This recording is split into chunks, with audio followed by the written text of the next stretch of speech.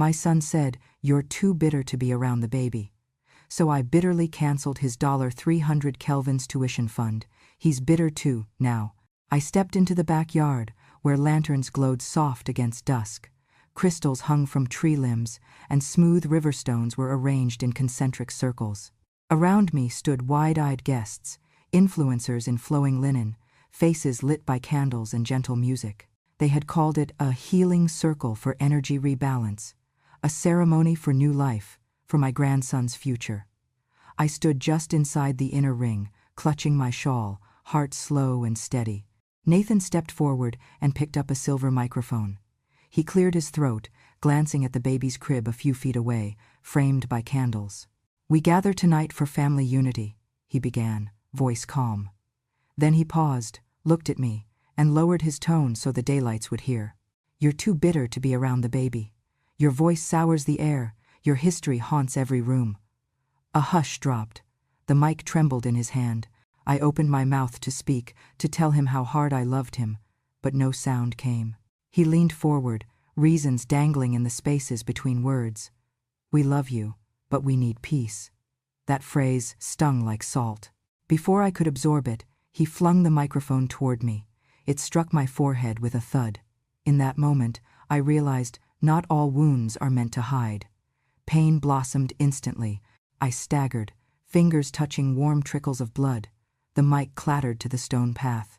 Kylie stepped in, hand outstretched with tissues, but instead of dabbing the wound, she rubbed it harshly, smearing the blood across my skin. She said, low and cruel, "Don't stain the baby's vibe, Grandma." Laughter rippled among the watchers. Blood dripped onto the hem of my dress. I stood stock still, the sound of candles flickering, everything slowed. A single drop slid down to my hand. That was the moment. Inside me, a quiet voice whispered, "Enough." I turned away from the circle, uncrossed the boundary of stones, and walked past stunned faces. In my mind, a map of silent suffering unfolded. Years of being erased, ignored, bald insults disguised as kind concern. That mic hitting me, the blood, was the final refusal to remain invisible. I found a seat behind a potted fern, drew my phone, and spoke into it softly. "Ellison, activate plan now." My lips pressed tight. The edges of the circle flickered with shadows. They would discover soon enough that blood isn't just pain, it's a warning. If you feel justice deserves celebration, smash that hype button. Let us keep stories like this alive, echoing far, far away. Your support helps us bring understanding and love to those who deserve it. Thank you so much. Keep listening. There was a time when my hands knew the weight of hope in the shape of a child. I worked the graveyard shift as a nurse for over 20 years, my badge dull, my shoes worn to the sole, my name often mispronounced but my touch unforgettable. My patients were often children from the back roads of Colorado, underfed, underloved, fighting fevers on cots too small. I wiped their brows, changed IVs in the dark, whispered lullabies into medical tubes. Some made it, some didn't. But I stayed. I'd return home after dawn, shoulders bent, hands aching from too many syringes and too little sleep. I'd pour cereal for Nathan with trembling fingers, brush the hair from his eyes, and kiss his forehead before crawling into bed. I missed a lot of daytime things, school assemblies, soccer games, field trips. I was always on shift. Once, in 3rd grade, Nathan came home quiet. I asked how his science fair had gone. He shrugged and whispered, "Everyone's mom came." Then, lower, they asked me if mine was dead. I opened my mouth, closed it, and just reached for his lunchbox. That night I cried over lasagna I forgot I'd left in the oven too long. It tasted like guilt. Kylie came into our lives years later, with her blonde braid and lemon-scented promises. When they moved in together, she said, "Your mom's home smells like old bleach and broken clocks." I laughed politely, but something in her tone stayed. Once, she told her friends, "Her place smells like cleaning fluid from another decade. It's hard to breathe in there." They laughed. I heard it from the hallway. I had a music box in my room, a wooden keepsake from my teenage years. Inside was a piece I composed at 17, a lullaby called Sky Without Ceiling. I had written it for my future children, back when I still believed tenderness could be recorded and replayed. Nathan found the sheet music when he was in high school, read a few bars, and tossed it in the trash. I found it hours later, stained with pasta sauce and milk. When I asked him why, he said, "It's outdated, doesn't match the vibe of my room." I didn't argue. I folded the paper and kept it anyway, inside a first aid kit, hidden among the gauze and saline. When Nathan got into college, the tuition bill arrived like a freight train. He hadn't told me the full cost. He was embarrassed, but I saw it in his eyes. I drained 2 of my retirement CDs and transferred the money to a private account linked to his school. Anonymous. He never asked where it came from. He just smiled and said, "I handled it." Every time he landed an internship, a scholarship, a travel grant, he'd post online, "Self-made. No handouts." I'd like the post, fingers stiff, smile fading. I didn't need the credit. I just wanted the connection. But slowly, he erased the bridge between us, one success at a time. And yet, I kept giving.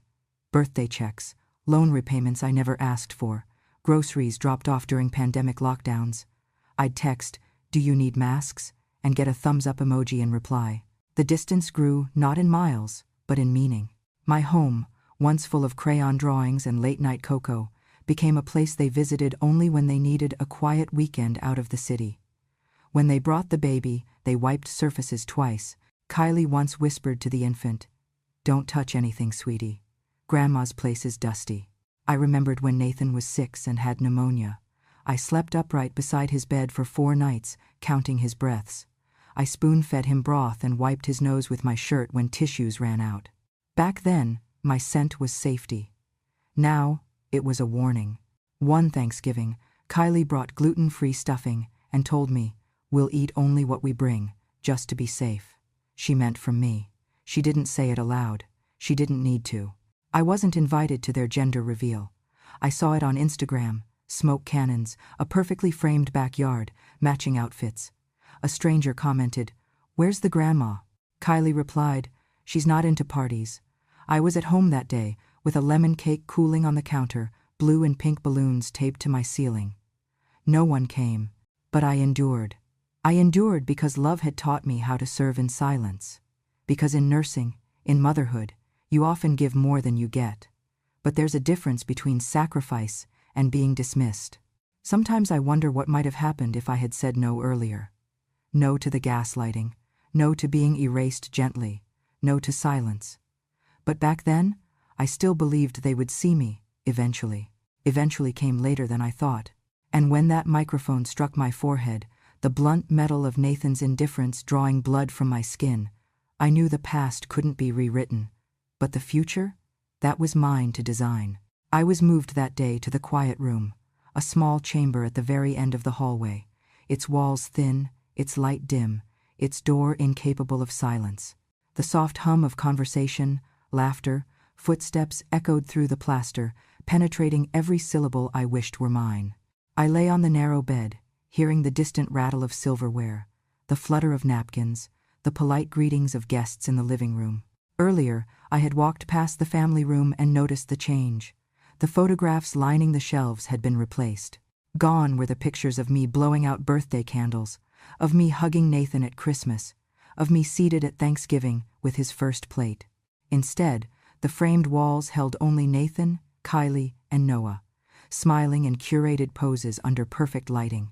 I saw Kylie's reflection in the glass. She adjusted one frame, smoothed her hair, nodded. Later, when a guest rang the doorbell, Kylie greeted her at the threshold. The guest peered into the hallway and asked about me. Kylie replied smoothly, "She's a house guardian. She lives here, yes, but she's not part of us." The guest nodded awkwardly and moved on inside. I bit my lips.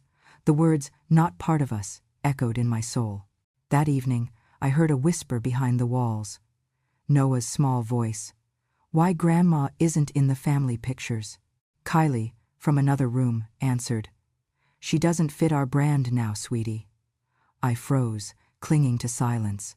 The brand had erased me.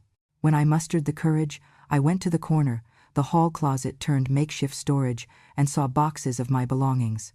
Letters, old sweaters, journals, even the wooden music box I treasured. There were bare shelves where books used to stand. I recognized the handwriting on one box, reserved for removal. My jaw clenched. I touched the edge of a box and felt the ridged spine of an old notebook. Inside, I saw my own pen strokes, poems, names, dates. Next to that, a knitted shawl. My fingers traced its pattern. A scarf I had once knitted for Nathan, a soft blue cable knit, lay folded, limp. I picked it up, inhaled. It smelled of cedar and memories that once filled a home. I'm not certain when I realized the full weight. They were not just excluding me from photos. They were erasing me altogether. Across the corridor, I heard footsteps. I pressed my ear to the doorframe. In the living room, Kylie's voice. We streamline space. Old chapters don't belong in the story we're building. Nathan's muffled agreement. Then, music, laughter. The household continued. But I sat in my little room, diminished. That night, I stared at my reflection in a small mirror mounted on the door. The wound from the mic strike had faded to a thin red line. But when I touched it, the pain flared. I stared harder. What good is survival when you are made invisible by your own flesh? I breathed deep. I whispered into the darkness, I will write myself into the light again. I arrived in the garden under strings of lantern light, fresh air, and night wind together. Kylie had arranged stones in concentric rings, burning incense, soft chanting music, diffuser scents of sage and lavender. The guests, some influencers, some wellness coaches, stood around in flowing white garments. I was invited to step into the central ring, surrounded by candles. A healer, a tall woman in linen robes, approached me, voice low. She spoke. We release negative ancestral energy. We clear the old wounds. We free your spirit from burdens you did not ask for. The candle's glow flickered, shadows dancing on faces. My wound at my forehead still tingled from the mic strike, a faint smear of dried blood. I felt every look. Kylie held up a board, a list titled, Energy Anchors to be Cleansed Today. She walked it slowly to the front. The list contained names, some friends, some past grievances, and, in bold letters, Clara Bancroft, high toxic. The crowd drew in breath. She pinned a card under my name, discard.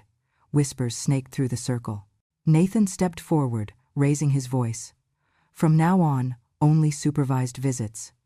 The statement landed heavy. My heart thudded. Guests shifted, avoiding my eyes. A man clapped lightly. Kylie smiled with satisfaction. I stood in the circle as faces turned to stare, some sympathetic, many curious. The wound on my forehead felt hot. I sensed cameras behind records, phones ready. I saw Kylie's lips curl in a mocking smile, Nathan's jaw firm. Then I untied my shawl, flicked it aside. I took one step backward, then another, out of the circle. Silence fell. The healer gasped. Kylie's face froze mid-pallor. Nathan's eyes narrowed. As I passed each guest, I heard faint applause, sarcastic, congratulatory. They cheered the exile of their own mother. Kylie laughed. Nathan smirked. The detox phase is over. With that, he raised his gaze above me, arms folded. The music dimmed, the candles flickered. I did not cry. I only walked. But in that silent walk, the ground beneath me felt steadier than it had in years. I waited until the house was quiet. The candles in the garden long since extinguished, the laughter and music gone, replaced by the hush of night. I slipped silently from my quiet room, down the hallway that smelled faintly of lavender and old stone. At the very end was the storage door, the one they thought I no longer used. I pulled my shawl tighter, stepped inside. Inside that secret room were decades of my life. Dusty file boxes, unopened ledgers, brass keys hanging on hooks, old certificates. I set a small lamp on a crate and lit it. The shadows stretched. I sorted through a stack of documents. The deed to our mountain home, the old title for the land parcel I bought in 1998, the certificates of stock for EduTech Innovations, corporate agreements, trust documents, and a folder marked Clara's Fund, Beneficiary. I opened the trust folder. There was the contract Nathan and I had signed when he was a teenager, not public, tucked away in my desk drawer. It stated that if Nathan, as beneficiary, ever violated certain moral covenants, Words like toxic behavior, emotional abandonment, or severance of family ties, then control of the fund would revert to me. All these years, I was holding the key, and he never knew the door was mine to open. He never knew it existed. He never suspected. Next, I studied the EduTech stock certificates. Years before, when Nathan was in med school, I quietly converted the tuition fund 300 Kelvins into shares in EduTech via a shell company I controlled, named Aurora Trust LLC. The shares had quietly grown in value as EduTech's mission expanded. Nathan thought the tuition fund was his. I knew all along it was still mine, cloaked under corporate ownership. Beside those stacks lay printed transcripts of text messages. Kylie telling her friends, "She stained the aura of this home. She's poison disguised as love." A file of Nathan messages, "You deserve to be cut off." Even a video file, the mic striking my forehead, the flash photography capturing the moment. I plugged the USB into my laptop, watched the clip, felt the sting of betrayal once more. But now it was proof. I and my lawyer, Ellison, had worked in secret. He had compiled a dossier of evidence, redacted versions ready for court filing. The trust contract, the corporate structure of Aurora Trust, the messages, the video, the stock agreements, all pointing one direction: the fund was legally retractable. With trembling fingers, I drafted an email to Nathan and Kylie. Subject: They canceled my fund, so I activate mine. You canceled my trust, terminated my rights. By our contract, you violated moral covenants. Effective immediately, control and distribution of the fund revert to me. Expect formal notice. Clara. I attached the trust contract, the stock agreement, and a screenshot of their messages. I double-checked before hitting send. The clock ticked, the silence was heavy. Then I stashed the documents, locked the secret room, and returned to my room. My heart pulsed. The war was no longer silent. The tools had been assembled. The accusation was delivered. Now, I would reclaim what was mine. I lay awake, the lamp's glow flickering on the ceiling. In its light, I saw strength, not bitterness, but justice. And tomorrow, they would see it too. I awoke to a message from Ellison. Notice sent. Control shift is effective. I sat in my room, heart hammering. It had begun. By mid-morning, Nathan's inbox flooded. Ellison's formal notice declared, due to breach of moral covenant, as defined in the trust contract, Nathan no longer has rights to withdraw from the tuition fund. The legal basis was airtight, the contract I held secretly. The email read, effective immediately, all withdrawal privileges revoked, fund control reverted to Clara Bancroft. Almost simultaneously, his bank began sending alerts. Withdrawal denied, account access locked pending review. His payments for school loans were declined. He frantically phoned, but the lines cut. The institution managing the educational fund replied, requests cannot be processed, account under legal hold. Next, I activated the corporate mechanism I had prepared. The stocks in EduTech Innovations, held by the shell company Aurora Trust LLC, automatically transferred voting shares to me. Nathan lost his executive seat. The board meeting that afternoon recognized the transition. Clara Bancroft now held majority control over EdTech. Nathan's proposals were rejected, his access revoked. The empire of future education he thought to occupy was now under my name. That evening, I held a media event in our garden. Candles lit, camera crews, live stream setup. I played the video. Kylie mocking my energy. Nathan raving about, cutting off the bitterness. The moment the mic struck me, I read aloud emails. You deserve to be cut off. She stained our aura. The guests gasped. Reporters scribbled. Local news outlets caught fire. Social media hashtags, number Mother Reclaims Fund, number Son Loses Voice, number Clara Promise, trended across Colorado. Headlines blared. Elderly mother reclaims her power, son silenced legally. Opinion columns debated fairness, generational disrespect, power in families. Down in the hospital where Nathan works, a colleague forwarded the headlines. Doctor who abandons mother loses voice, story trending. Patients murmured. Donors in his program paused contributions. His credibility wavered. I stood by the stage, a slender figure in the glow. bearing the wound on my forehead like a mark of resolve. The cameras recorded every frame. I didn't look vindictive, I looked steady. I said, "They canceled me." So I activated what was always mine. The applause rose. Nathan's world began shrinking. His contacts cooled, his funding pulled back. Kylie's followers posted criticism. How could she disown Grandma? How long until you lose everything else, Nathan? The public sided with the woman who fought quietly.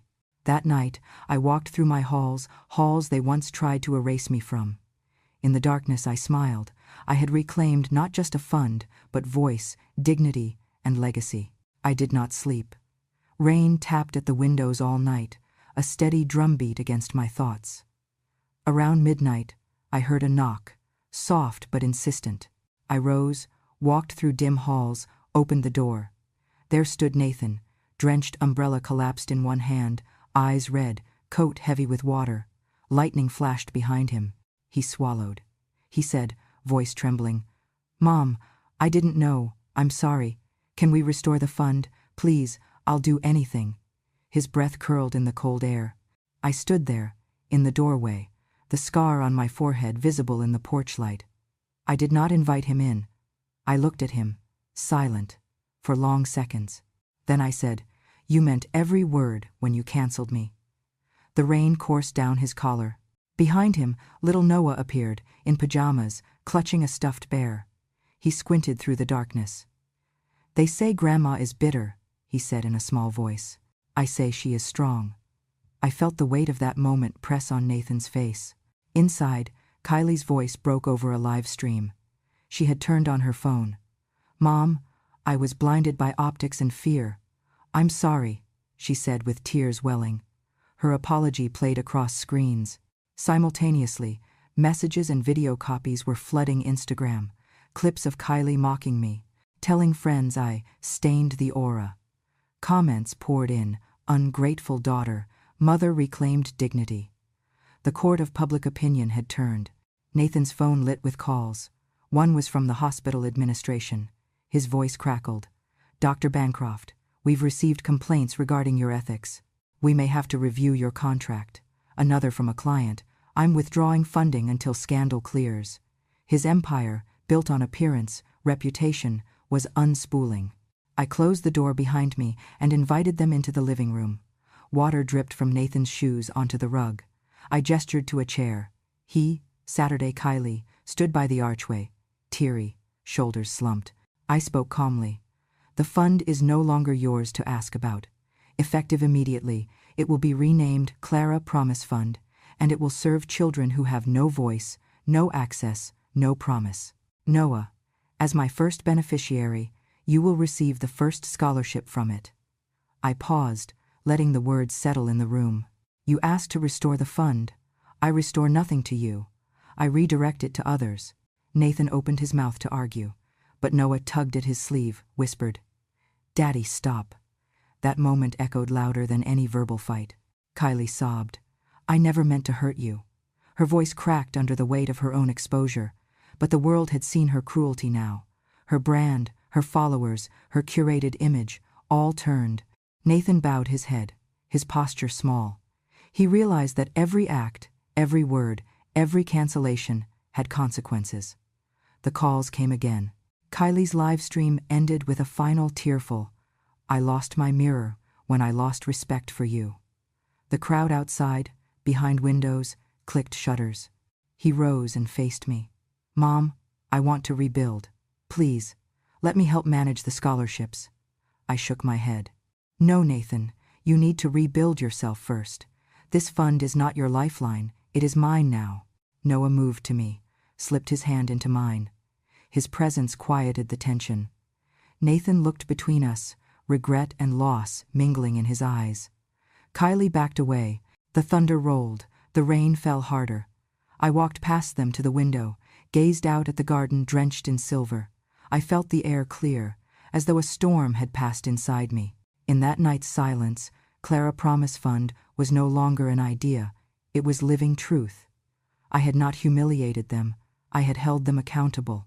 For once, I used my strength instead of my silence. Nathan and Kylie left by the front door. They did not turn back. Noah stayed with me. I tucked him under a blanket. I sat with him at the kitchen table, warmed by lamplit mugs. Outside, the rain slowed to a hush. I whispered to myself. They said I was too bitter, but I made that bitterness into purpose. I opened the doors of the old library wing of our home and turned it into Clara's Financial Clarity, a weekly class for older adults who never learned how to arrange wills, manage small investments, understand trusts. I cleared shelves to make space, put up a whiteboard, laid out pamphlets about power of attorney, Social Security benefits, preserving assets across generations. People came, gray-haired women in sweaters, retired men with trembling hands, immigrants who never had formal training. They sat in folding chairs, notebooks open, eyes eager to learn. On the morning of the scholarship ceremony, I stepped out onto the front lawn. The sky was pale gold. I wore a simple dress, soft blue, with the faint scar on my forehead, hidden by a strand of hair. Guests gathered on folding chairs, students in caps, neighbors, reporters. A banner read, Clara Promise Fund, Scholarship Awards 2025. Noah stood beside me, small in a suit too big. I rose to speak. This fund is born of a promise I made to myself, that bitterness would not rule the rest of my life. Today, we give hope. 10 young Coloradans, from towns where opportunity is scarce, will receive scholarships to pursue education. I looked over the list of names. First one was Noah Bancroft. The audience's breath caught. Nathan stood in the back. He held his umbrella, water dripping from his coat. He had come, but remained in the shadows, not daring to cross forward. His lip trembled. He did not speak. I motioned for Noah forward. He walked in small steps, cheeks pink. I handed him the first check and the certificate. He looked up at me, eyes bright. "Grandma," he whispered to the microphone, "I'm proud of you." My throat tightened. I smiled, voice steady. "And I'm proud of you." Then I called the other 9 students, greeted each by name, placed checks in trembling hands, encouraged dreams, study, return, lift someone else. Among them was a girl named Maria, whose father had died and mother worked 2 jobs. Another was Diego, whose school lacked funding for his science lab. Their faces glowed. Their families clapped. Reporters photographed. After the ceremony, people mingled under string lights. Some thanked me. "Thank you for believing in seniors. You empower us to protect our futures." Nathan lingered behind a row of chairs, caught by Mrs. Parker, one of our longtime neighbors, who nodded at me respectfully. Kylie approached slowly, eyes damp. She said, voice low, "Mom, I want to rebuild bridges." I nodded, measured. Not full reconciliation, but recognition.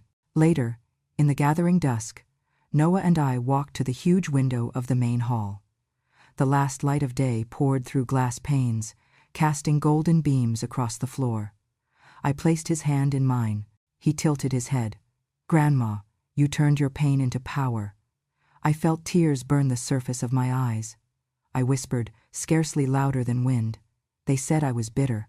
I turned bitterness into legacy. I closed the window and stood there in silence, watching shadows lengthen. The mansion behind me held echoes of battles, but also new footprints, students, neighbors, gentle conversations. Clara's Financial Clarity would continue. Clara Promise Fund would help many. My name, once erased, was now an anchor of purpose. Nathan remained outside, watching through the glass, uncertain. Maybe tomorrow he will cross the threshold. But for tonight, I held Noah in my arms, walked through the rooms I once felt excluded from, and breathed fully. The bitterness had softened, becoming the foundation, and I had rebuilt not just a fund, but my own life. After the ceremony, I didn't return to the back hallway room with the gray walls and the little twin bed. I went upstairs, to the attic room I once painted lemon yellow, where I used to dream about writing music before life demanded I forget I had a voice. For the first time in over 40 years, I uncovered the little electric organ I'd kept, boxed away. I placed it near the window. My fingers were stiff, slow, but the melody still knew its way home. I painted the walls a soft, warm ivory. I hung my old sketches, the ones I'd hidden for fear of judgment. I ordered a reprint of my favorite jazz album and let it echo through the halls like it belonged. Every morning, I dabbed lavender oil on my wrists, not for Kylie's high-vibration rituals, but because I liked how it smelled back when I worked the night shift and needed comfort on the walk home. I signed up for a slow dance class at the community center, just for seniors. At first, I worried they'd laugh at me. But Mildred, a sharp-tongued 3-year-old in red sneakers, said, "Sweetheart, at our age, nobody's looking. So dance." So, I danced. And I laughed. I no longer sat at someone else's table, listening to people speak about me as if I weren't in the room. Now, I spoke. Now, I lived. I started writing, tiny stories, fragments of memory. The night I held a child's hand while he fought fever. The time I crocheted scarves for orphans in December. The look on a mother's face when I told her her baby would survive. I wrote them down, not because anyone asked me to, but because no one could stop me anymore. Every week, I emailed a small newsletter called Clara's Clarity Chronicle to 20 new friends, mostly grandmothers, widows, caregivers, women who were tired of being invisible. One wrote back, "Your stories make me feel like I matter again." One afternoon, while cleaning out old boxes, I found a letter Nathan had written when he was 9. The paper was yellowed, and the ink had bled a little, but the words were still clear. "Dear Mom, thank you for staying up late to make my costume for the school play. You're the best mom, even when tired." I folded it neatly and placed it in a small wooden frame, not for forgiveness, but for remembrance. There was love once. There was truth once. I reclaimed my maiden name, Clara Esquivel. A name full of music, of soil, of dignity. I was not just a mother, not just a grandmother. I was also someone's daughter, a woman who endured and bloomed. I bought myself a red dress. Not to impress anyone, not to attend any dinner, just to remember how it felt to be bold. I drank hot cocoa at night, just because I could. There were too many winters when I skipped dinner so Nathan could eat. Now, I eat for me. Noah and I started a new tradition, 2 Friends Afternoon. Once a week, we bake, paint, or listen to old records together. One day, he asked, "Did it hurt, Grandma, when they forgot you?" I looked at him and said, "Yes, baby. But it stopped hurting when I remembered myself." I never expected an apology from Nathan. But I do hope he teaches his son that love isn't something you give conditionally. And me? I live now as someone who was once labeled bitter and turned it into sweetness. I am not the college fund. I am not the ghost in the hallway. I am not the wound on my forehead. I am Clara Esquivel. I am blood. I am music. I am memory.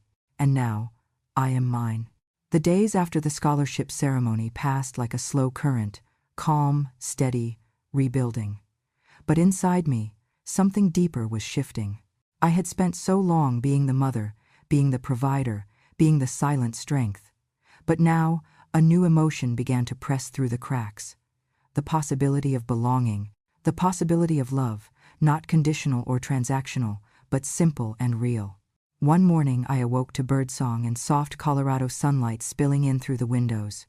Noah was still asleep. I looked at the musicals I had written, the paintings I had redrawn, the framed letter from young Nathan. They surrounded me with memory. Yet I felt something missing, a voice I had silenced in myself for decades. When I walked downstairs to the kitchen, I found a bouquet of wildflowers on the table, daisies, columbine, mountain poppies. No card. I paused, heart fluttering. I soft-stepped to them and inhaled their scent, earth, sun, rain. My fingers brushed velvet petals. I wondered who had left them. Over coffee, I saw a notification on my phone, a message from Dr. Marcus Lynn, a volunteer at the community clinic, a man I had once nursed for his daughter's chronic illness years ago. He wrote, "I'm glad you've come back into the light. If you ever want company for a walk or conversation, I'd be honored." My throat tightened. I hadn't thought of him in years, but his kindness had lingered. I left the flowers where they were and sent him a reply.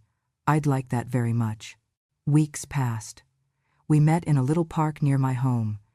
He wore a soft smile, wrinkles in his eyes. We walked slowly, neither rushing, talking about trivial things, the spring air, the wildflowers, how Noah's laughter echoed between trees. We shared silence comfortably, which surprised me. He didn't demand my story. He just listened. Sometimes he reached out and took my hand. It was gentle, unforced. One evening, as the sun dipped behind the mountains, Marcus drove me home. He parked and turned to me. "Clara, may I see your scar?" I blinked. But the scar at my forehead was real, a map of pain and purpose. I raised my hair, revealed it. He touched it lightly, not staring, just acknowledging. Then he spoke. "You carry your battles visibly, but you also carry your survival. You deserve tenderness too." I swallowed, heart raw.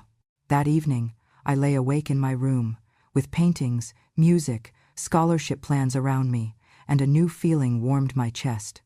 Perhaps I was no longer just the fighter, perhaps I could be the beloved too.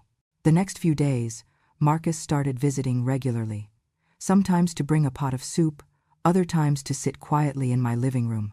He asked about my classes, quizzed me on financial terms I taught others. His curiosity was kind, his presence steady.